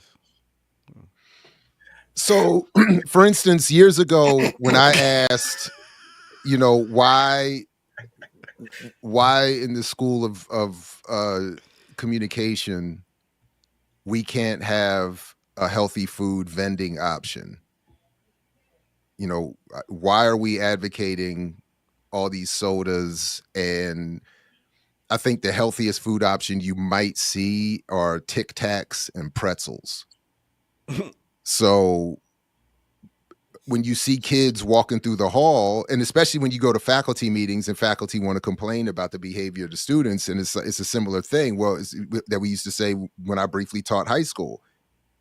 You want the kids are coming in here, if they have breakfast at all, it's some horrible meal. And then we expect them to even just chemically and biologically be able to sit still and focus. And then here we are at the school of journalism. You complaining about people not focused, and every snack option you offer them is some sugary, fat, preservative, unhealthy thing. But the point was, longer story shorter, was that Pepsi's got the contract for all of the University of Maryland system. So if Pepsi don't want you to have, if they don't have Pepsi apples and Pepsi oranges, and whoever, you know, is their partner with the food item, then you don't get it. And so again, how would you intervene? And how would we intervene to the point where the students who are just showing up, hey man, I see a vending machine, I'm trying to block, you know, whoop, whoop, whoop, and they don't even have the option, much less to get to the point where their mindset could kick in and say, I want chips, or I want apple bites over chips. They don't even have that option. So keep the community, go outside of the community, get the good food, and come back. Go outside Because you can't get it in your community because it's a food desert. So food. Okay, so food. So again, food desert and food apartheid. Food desert argues that it's a naturally occurring thing. Food apartheid meaning there's a tent of removing or keeping things from a people. So to get it there is the goal, not to like say we always have to go outside of the community to get it. Like you could build what does community development look like if we're in control of the community? That should be the question. Okay. What is okay. All right. Well, that's just my 2 cents. I still don't get it. Well, how about this? I came to your town twice, your area. Come hang out with me on Thursdays. He will not. In Pittsburgh. I used to live in over Pittsburgh. there. Yeah, he used to live over there. He's from the hood. I'm from the hood. Yeah. And I was always traveling outside of the hood to get some healthy food. That's why I was just like, that is true. That is true, right? That's why I just said. Yeah, so that is true. But the why it's happening and then what to do in response to it is the next question. So on the pain points research that we're doing, yes, everybody would acknowledge that in order to get fresh food, you have to leave this neighborhood. That's all I just said. But also those people don't know about the big food bank we have right up here at Reverend Slaughter's church. They don't know about our food program and the other ones that's connected. But that's still a medication or a response to something that's larger, the problem that's larger that we all want to organize to solve. So getting them the food is just a means to an end, a mutual aid to give them also the politics of what's happening and why it's happening and what we can do about it. So, I mean, it's just a process. Well, thanks to the community movement builders and other people. Thanks to Air Doctor. Thanks to Air Doctor. No, I'm saying you coming too. No, let's go. Spin the records. Spin the records and spin the block. Let's go. The fact that y'all bringing in this healthy food is a beautiful thing. Not all communities have it, and that's a good thing. So continue to work. So that means you ain't coming. He ain't coming. Damn, we almost had him. Oh, yeah, you think you did. Him and FD, we got. Hey, our struggle is to get him and FD in the. Your struggle, perhaps. I'm joking. My plate is full.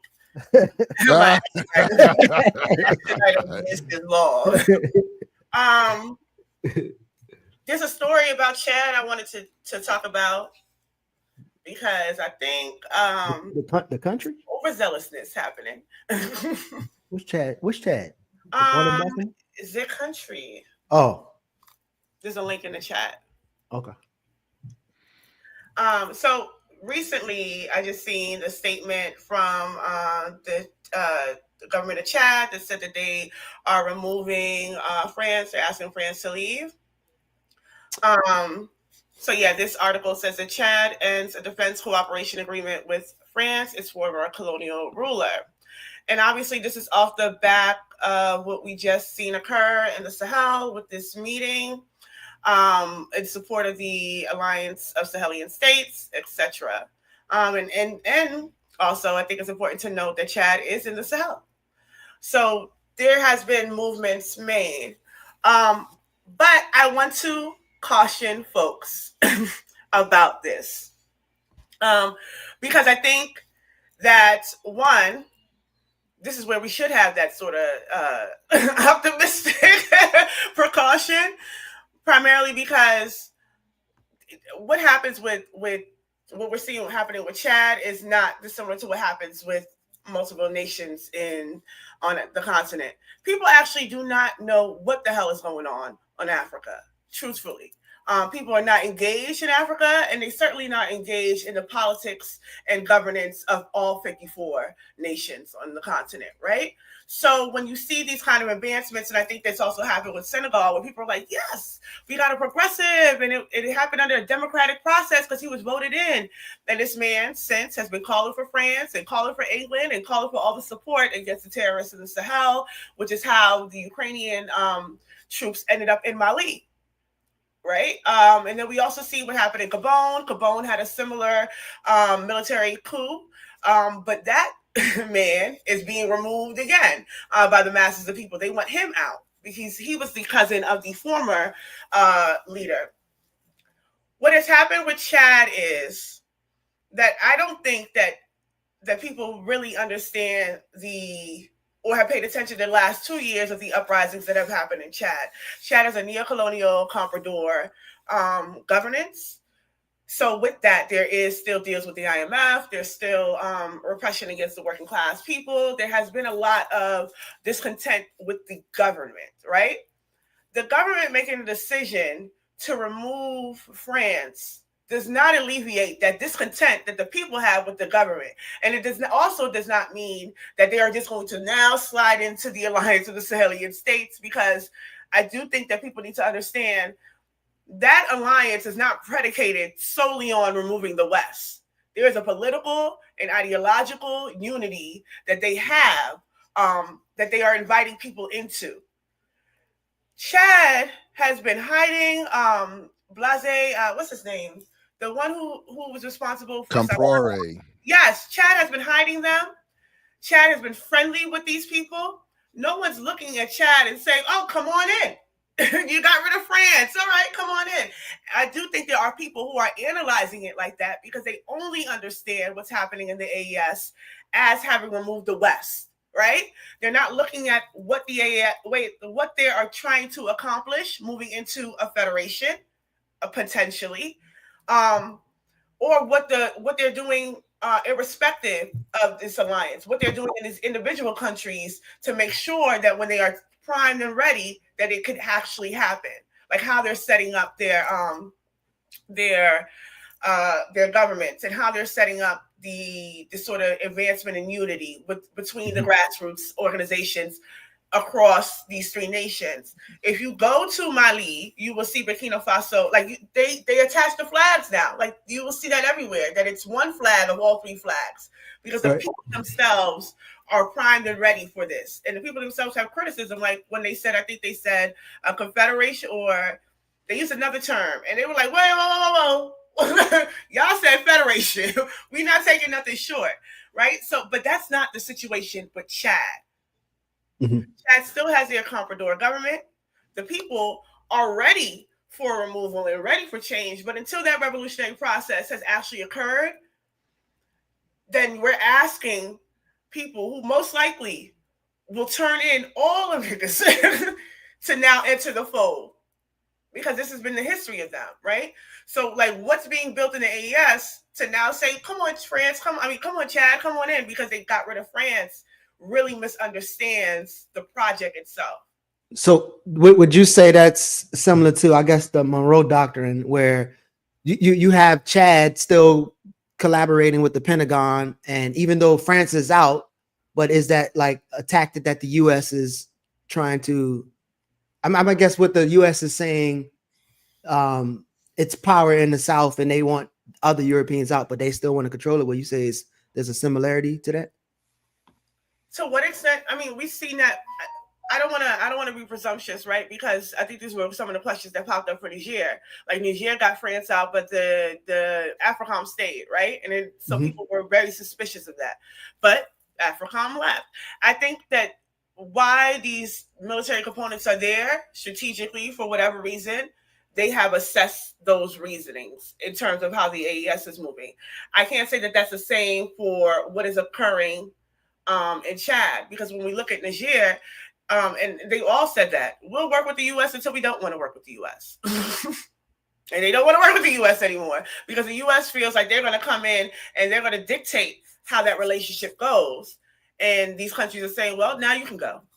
But that's not the case with Chad, at least not yet. And I don't think it could be the case with Chad until the people themselves have some sort of revolutionary process that does shift up what's happening in governance.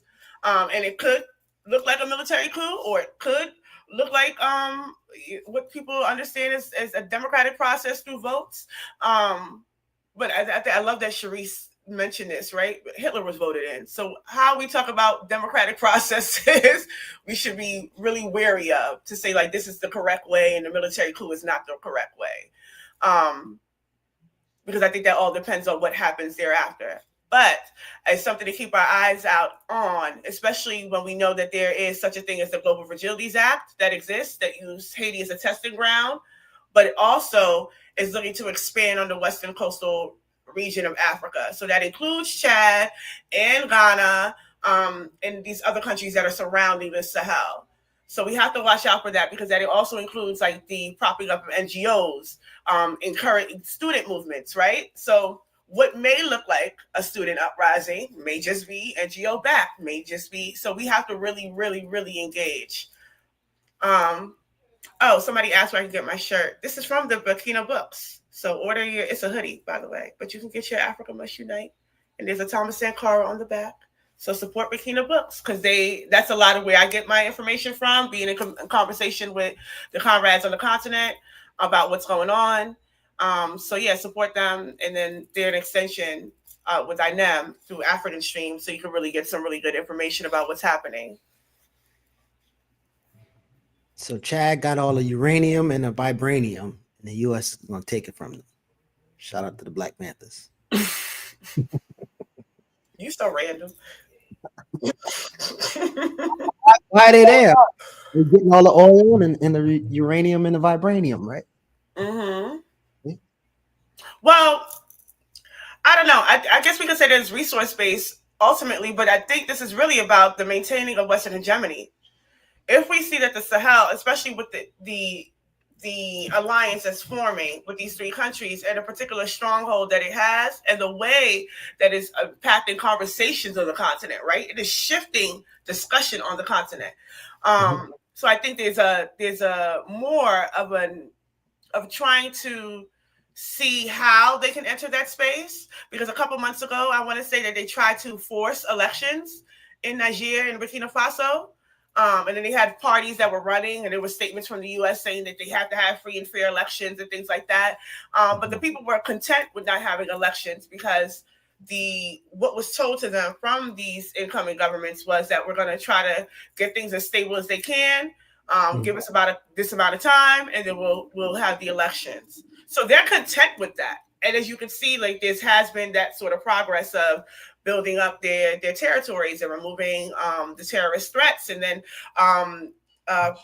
nationalizing industries and starting new industries in their nation. So I think there is a sort of progress that's happening that the U.S. is really trying to pay attention to, because of the way that it's impacting the rest of the continent. That if it is that these three nations can get away with this, then what does it mean for the rest of the continent? So that's why I think they're circling around them and things like that. Jabber. I'm just listening and learning, looking up Burkina Books now. That's all I'm doing. Yeah, I don't know if taking notes. Okay. Can you see it? Yep, that's dope. Yeah, that's very dope. I got a spotlight. My bad. Yeah, there you go. There you Maybe go. it'll blurring out. Yeah, it's all right. People, it blurred out. Yeah. but it's all right. They get the point. We get the point. It's fly. You see enough to know it's fly. I'm just struggling to find the right link though. That's what I need. I need a link. I could actually try to find it too. But yeah, let's all circulate those black dollars and those circulate African those dollars. black dollars and the black pounds. I told you when I was in the UK, they circulate the black pound. I told you that. Thank you, Ral. They say that in England too.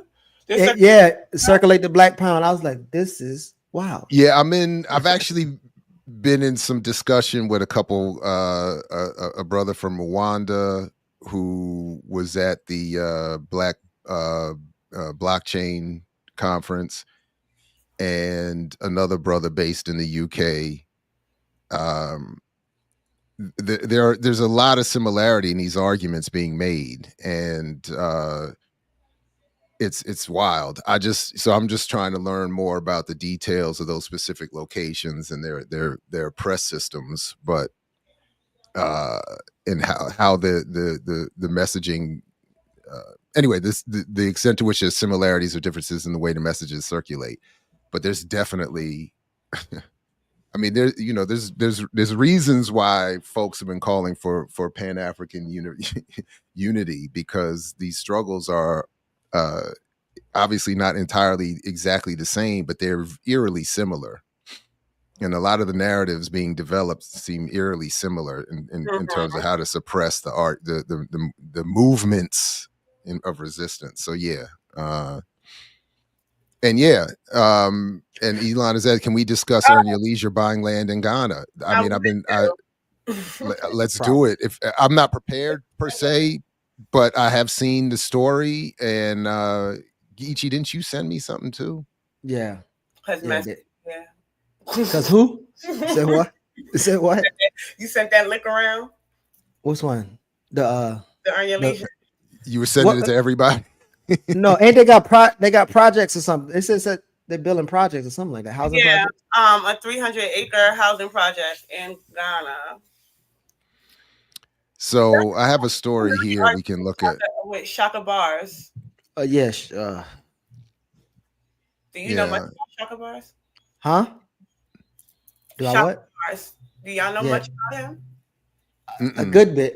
He started out selling his exotic fruits on the internet, and now he's and then he was in the Congo doing some weird shit, and now he's in Ghana, and he came to the Invest. He was actually in InvestFest too. So, well, here they are, 300-acre housing project in Ghana. The project aims to provide modern and sustainable housing options to the diaspora to help diasporans reconnect to their roots in the motherland. There you go. So. Is this about to be a black bougie Ghana thing? Okay. Gentrification. Black gentrification. All right. That the luxury homes called the Cascades. Jesus Christ. I thought this was them doing this as a thing, because I never clicked on it. I'm not gonna lie about that. I even encouraged this kind of news reporting. So I did not read it. But my assumption from the headline was that it was something that they were investing in like they were just buying up Guyanese land and making this thing. But I assume that it would benefit Ghana and not the diaspora. And I think that's really interesting, because I asked you if you knew who Shaka Bars is, because I just seen that he just recently got his citizenship for Ghana. And then 2 days later, this announcement comes out. Oh, wow. The diaspora, which already is an enclave. Dhoruba has spoken to this already. Mm-hmm. The diaspora lives behind a damn wall in Ghana anyway. Like, they're already in an enclave, I mean. So here we go. Not interacting. Yeah. 2-bedroom unit apartments starting at $180,000, 4-bedroom townhouses, $275,000, and 5-bedroom villas for $450,000 to start. You they remember got Turkish companies involved. Sorry, Geechee, go ahead. No, I was just saying, you remember when me and Erica was at Brown at the InvestFest, and she was talking about somebody was trying to solicit people to invest in Ghana, and like I think she was saying like the $450,000 deluxe units that they were selling there, and it was like it's almost sold out. This is the project. So I guess they was able to raise enough money from all the people in the audience, including the celebrities, to get that bread up. So that's No, the it's project. not neo-colonialism, but it is it is some settler ass behavior. But it's not, I'm not saying that they are settlers, but that's some settler ass behavior that they're engaging in. And again, that makes me think about the Global Facilities Act and the uses of this, because if the idea is to funnel more of the diaspora that's already kind of backwards in their understanding of what's happening on the continent into these spaces, the Global Facilities Act includes the NGOs and the USAID, and you're housing, like you're creating housing to kind of, I guess, make this a little more seamless. Invite people to come in and invest in this nation. I just think that is wild. I had no idea it was for the diaspora. Yeah.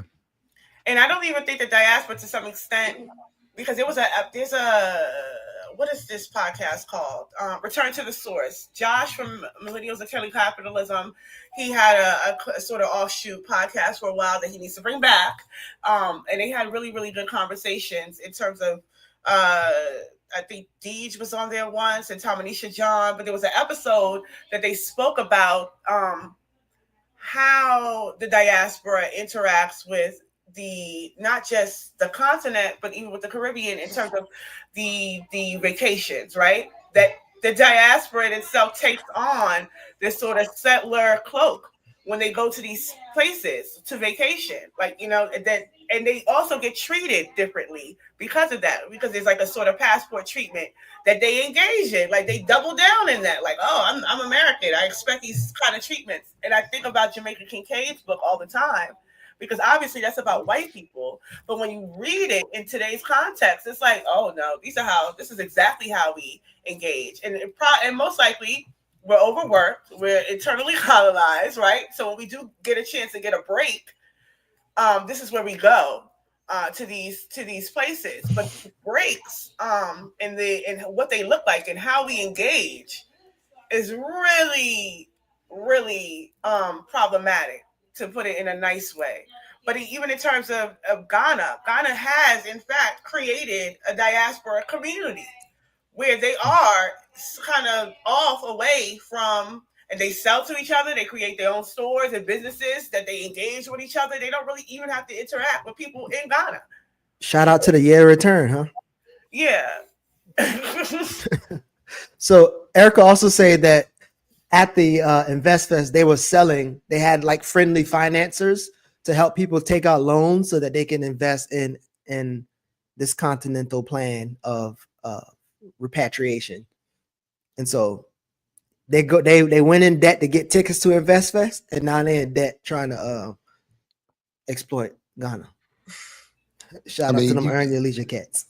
It's just like Cobb overly sexualized this discussion of the movements. This is the capitalist version of literal movement. They're moving. Ain't no fun if my homies can't have some. So they're bringing their white bankers and Turkish bankers with them. What's the point? Like, you can't have black people going home without bringing that capital with them. That's the kind of Pan-African unity we're allowed to engage in. By the way, I think that's another overlap. All the arguments around Pan-Africanism and what form it should take is kind of similar to how people define movement. Yeah. And you can see that dialectics of Pan-Africanism if you look at what's happening with this crew in Ghana, and then what's actually happening right next door in the AES. So you can see that they take on different forms of the way that people approach that. But I'm also thinking about, to your point, where is Jack in the form? That's his name, Jack from Twitter. He used to own Twitter. Yeah, Dorsey. The financial literacy dude. Beyonce in Nigeria, no? Was that Nigeria or was that Ghana? They were in West Africa. What? I gotta look that up. Yeah, what is Jack Dorsey doing? I think Jack is probably helping Jay-Z move from Mossy's to the HBCUs with financial literacy classes. No, they were. I know he's doing that. Okay, here we go. Here's something. Jack Dorsey's $30 billion empire is betting big on Africa. according to Mariblock. During let's see, so this is from last year during Block's most recent earnings, CEO, which includes one of the 3 trends the company is focused on is the continent of Africa. Block Inc., the Jack Dorsey-owned American payment company, is looking to countries in the so-called global south for parts of its long-term growth. Him and Jason got a Bitcoin firm, an African Bitcoin firm. I don't know if it's Kala. It's QALA, and they both acquired it. It says in 2021 is when it started. The acquisition. Wow. It was completed last year. I know I've seen them on the internet. They were all there. They took like an African vacation. All 3 of them. Oh, Jack Dorsey endorses the Africa Bitcoin Conference.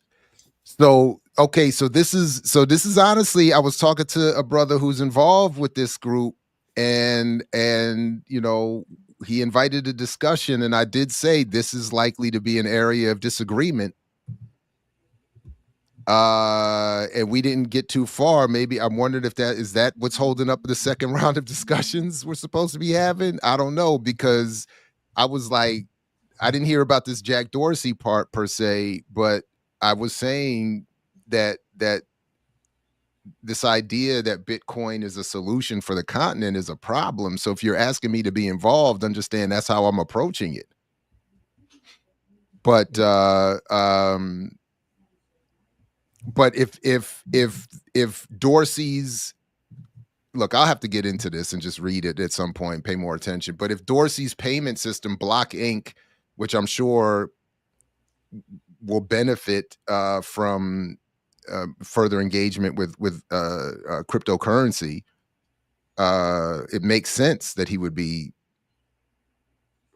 in support of that.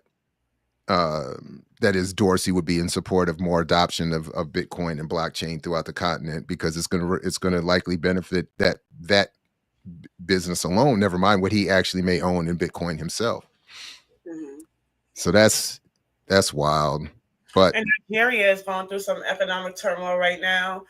Somebody asked what was like the average income in Ghana. I couldn't tell you, but Ghana has been in a recession for the last 2 years. There has been uprisings consistently from workers. And then I think they just re-signed another IMF deal. So more debt. And this is after you, again, to these kind of the idea of Pan-Africanism, you have the leader of Ghana saying, we're not going to take this, and we're going to stand up for ourselves, and we want self-determination, as he's making another deal with the IMF. Right. So they're able to give a lot of lip service. We see the man in Rwanda does it all the time. Like people swear he's a Pan-African. And he's involved in the Congo, and he's involved in a multitude of things. He's like, hand in hand with Israel, but he's able to do the pitch. He's able to do the language and the narrative. So nobody actually has to engage with what is actually happening in this country. What is this government actually involved in terms of shipping weapons all over to support the terrorists and to support the West, essentially in destabilizing Africa. So I think this is these are good things to kind of note in terms of what is happening on the continent and the why and who are the players in it, because we're seeing, we laughed about the Akon thing, right? But I think Akon was probably the first of what's to come, because I think kind of opened that door to say you can make money here, come back here. Then we see Terrence Howard go to Uganda and make that pitch. So this is something that we're seeing more and more. And then last year, I think when they did the sort of arts concert, and now you have all these artists saying art is the revolution and all this shit coming back from Ghana, right?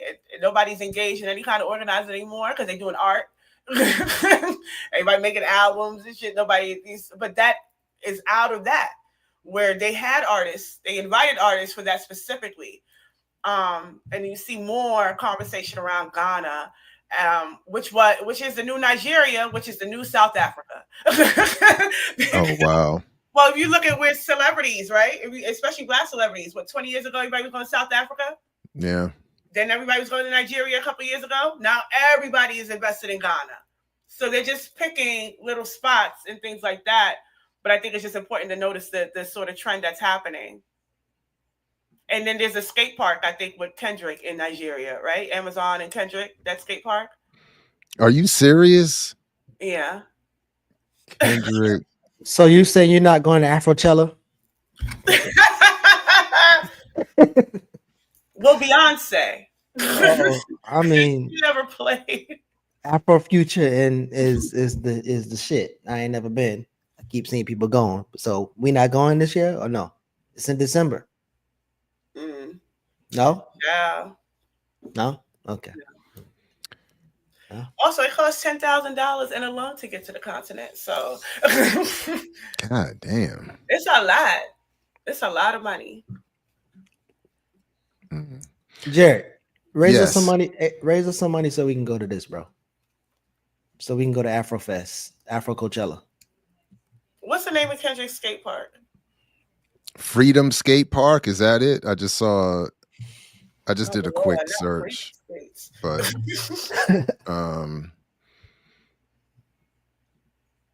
Afro Future Fest, I think you should raise us some money so we can go.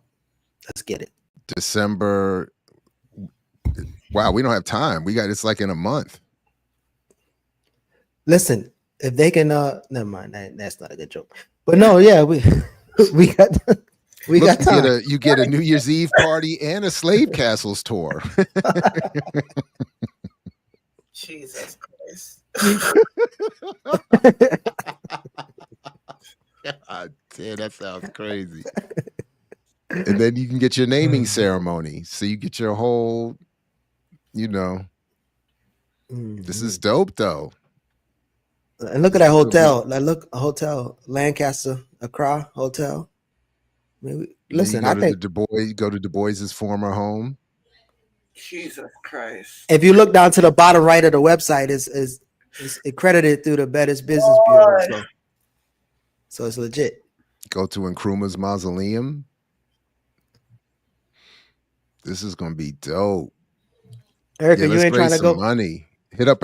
Actually, everybody should go to our Patreon where you can get the latest discussion of Robbed of Our Peace about the Rob Peace film featuring Ntume Gant, and then you can support us sending a BLM contingent to the accredited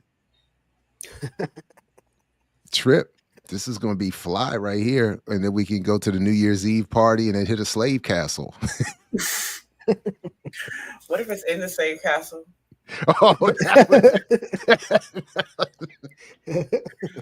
that's the most fire New Year's Eve. Yeah. Bringing the new year in the castle, in the dungeons. We need to unburden our people from that of which the burdens. What does Kamala say? Kamala says she wants to unburden from that of which the burden is. Yeah, unburden from that which burdens. Listen, the only burden we support around here got Stelly at the end of it. How about that? Who? What? And what? Was that too much for you? Was that too much for you, Geechee? Sorry about that. I thought we elevated around here. Keep up. It moves fast on the Remix Morning Show. Yeah. All right, listen, everybody. Please, thank you for joining us. Like, share, subscribe, support the Patreon. Come back tomorrow for Saturdays with Renee and Sundays with the Ear Doctor and Warrior Class. And is Jackie coming on tonight? Honestly, I'm not sure what's happening, but make sure you have the bell rung and then you don't miss anything. Shout out to Ricky and her homegirls who make these memes. Get something else to do. Get someone else to do. Warm regards, Black women. Then this is the new advent of their little meme they made. Oh, now they got African clothing on. No, this is the top image is the original image. So apparently this has existed before in a different context to which it has wow. been reified in Starbucks cups. So oh wow. Okay. Burning shit down. Whoa. Wow. I ain't never thought has Kim made a response to that? Because I didn't even think burn it down in the net. Then if Kim talked about that meme. No. I don't think we have discussed it. I wish y'all should discuss that on a Wednesday. It would be a good conversation. I don't think so. Oh, I don't think it would be. Because I don't have much to add. Like, you know, I think people would see it and already assume my position. And you'd be right. I think it's a bunch of bullshit. But I also think it's interesting who is opting out. Because, you know, you'd be hard pressed to find where they opted in. So, you know, it's a lot easier. You know, it's a lot easier to step back when you only took 2 steps in to begin with, right? You're not even that invested. You haven't done that much. So the pullback is a smoother transition. So I'm not mad at them. I prefer they get the hell out the way. I do. Because when they in the way, they allow for all this confusion. and they still up there getting their nonprofit checks, so it's gonna hit on the 1st and 15th. So. Oh wait. Aha! Aha!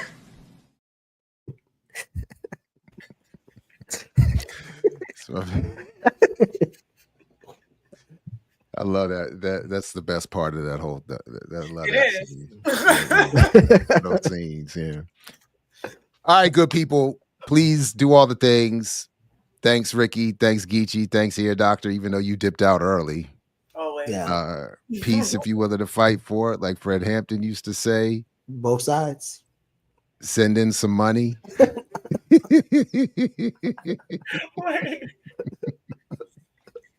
All right, we'll see you shortly around here. More remix next week. More to come all throughout the platform. Peace, everybody. Thanks. Yes.